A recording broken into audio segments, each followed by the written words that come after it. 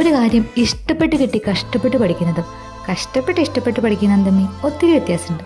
എന്തായി പറയണേന്നാണെങ്കിൽ +2 കഴിഞ്ഞ് എന്തിനു പോകണമെന്ന് തീരുമാനമില്ലാതെ നിൽക്കുന്നവരോട് നേഴ്സിങ്ങിന് പൊക്കോന്ന് ആരെങ്കിലും പറയുന്നത് കേട്ട് ചാടി കയറി പോകരുത്.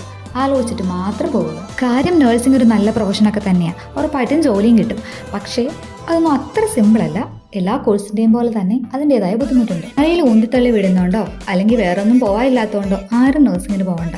കുറേ കഷ്ടപ്പെടും. എനിക്ക് ഉറപ്പായിട്ട് നേഴ്സിംഗ് മതി, പണ്ടുതൊട്ടേ അതാ എനിക്ക് ഇഷ്ടം, ഞാൻ പഠിക്കുമെന്നുള്ളവരും പ്രത്യേകിച്ച് തീരുമാനമൊന്നുമില്ല, എന്തൊരു കൊള്ള വിട്ടാലും അതിനനുസരിച്ച് അങ്ങ് തുഴഞ്ഞു പോകുമെന്നുള്ളവരും നേഴ്സിങ്ങിന് പൊക്കോ, കുഴപ്പമില്ല. 15 വയസ്സ് കുത്തുന്നത് മാത്രം നേഴ്സിങ്ങിനൊക്കെ പോകരുത്. ഒരു മനുഷ്യന്റെ ഹെഡ് ഫുഡ് കാര്യങ്ങൾ നമ്മൾ ചെയ്യണം. എത്ര ഇഷ്ടമില്ലെങ്കിലും മുന്നിലുള്ളത് ഒരു മനുഷ്യജീവനാണല്ലോ എന്ന് ഓർത്ത് ആത്മാർത്ഥമായിട്ട് ചെയ്യുന്നവരായിരിക്കും ഭൂരിഭാഗം. അല്ല, നേഴ്സുമാർക്ക് മാത്രമേ ജോലി കിട്ടുള്ളൂ. അപ്പോൾ ബാക്കിയുള്ളവരൊക്കെ എങ്ങനെയാണ് ജീവിക്കുന്നത്?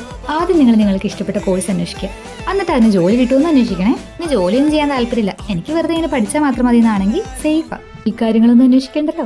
ഫസ്റ്റ് മൗത്തും പൊളിച്ചിരിക്കുക. എൻജോയ് ചെയ്ത് പഠിക്കുമ്പോൾ കിട്ടുന്ന റിസൾട്ടും അല്ലാണ്ട് കിട്ടുന്ന റിസൾട്ടും തമ്മിൽ വ്യത്യാസമില്ലെന്ന് നിങ്ങൾ പറ.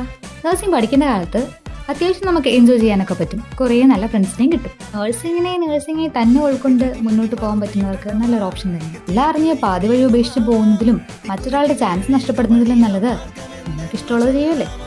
പിന്നെ ഇതിലൊന്നും പെടാത്തവരുണ്ട്, ആരാന്നല്ലേ. വേണമെങ്കിൽ ഇഷ്ടമുള്ള കോഴ്സിന് പൊക്കോന്ന് അറിഞ്ഞിട്ടും ഇതെല്ലാം പറഞ്ഞു കൊടുക്കാൻ ആളുണ്ടായിരുന്നിട്ടും ഒന്നിത്തള്ളി വിടാഞ്ഞിട്ട് അന്വേഷിക്കാൻ മടിയായിട്ട് കയറി ചെന്നിട്ട് അയ്യോ ഇതല്ലായിരുന്നു ഞാൻ ഉദ്ദേശിച്ചത് എന്നും പറഞ്ഞിരിക്കുന്നത്. കയറിപ്പോയി ഇറങ്ങിയേ പറ്റൂ എന്നും പറഞ്ഞ് അതിനനുസരിച്ച് അങ്ങനെ വലിയ കുഴപ്പമില്ലാണ്ട് പോകുന്നവരും ഉണ്ട്.